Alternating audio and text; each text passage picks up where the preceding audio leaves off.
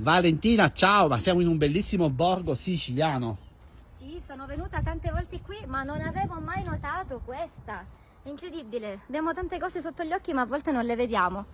È simbolico, dai, perché vediamo delle provole bellissime, ricavate dal legno. E le provole sono simboliche perché in questo comune siciliano tutto ciò che è legato al mondo della pastorizia rappresenta l'anima di questo territorio, quindi sono significative. E lì Interessante. il castello di questo borgo, siamo a Geraci Siculo, nelle Sì. Madonie. Sì, provincia di Palermo, un comune del circuito Bella Sicilia ed è un comune in cui torno spesso e volentieri, mi piace talmente tanto. E perché ho una bottiglia in mano?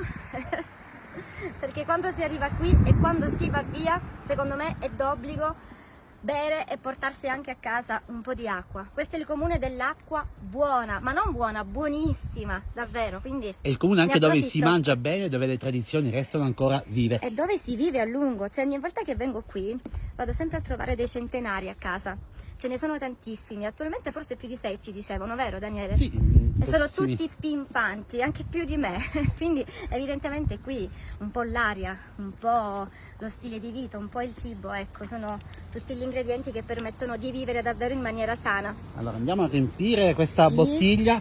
Qui Guarda- abbiamo Un bel bevaio, bevaio, un una- bevaio antico. Ma quanto Guarda, sarà lunga? io mi sono informata, questa vasca è quasi 20 metri e ai lati è incorniciata da queste fontane bellissime, eleganti. Vedo sempre tanta gente fermarsi qui per riempire, non una bottiglia come farò io oggi, ma davvero tante bottiglie da portare a casa. Fateci sapere intanto da dove ci state seguendo voi. Noi riempiamo questa bottiglia con dell'acqua. Come si faceva una volta, E come faceva mamma, nonna Carmela, dove vedeva acqua buona ne approfittava sempre. Mi piaceva tantissimo bere direttamente così dalle fontane. Ne vale la pena, davvero. E qui abbiamo È freschissima. provato anche alcuni piatti della tradizione, presto le video ricette in E pagina. c'è tanto cibo genuino qui, a cominciare dai formaggi, dalle ricotte che sono davvero speciali. Anche la carne è ottima. E poi sì, è un borgo che alle sue tradizioni ci tiene davvero tanto. Infatti tra poco abbiamo appuntamento per scoprire come si fanno i cavaggiuzzi.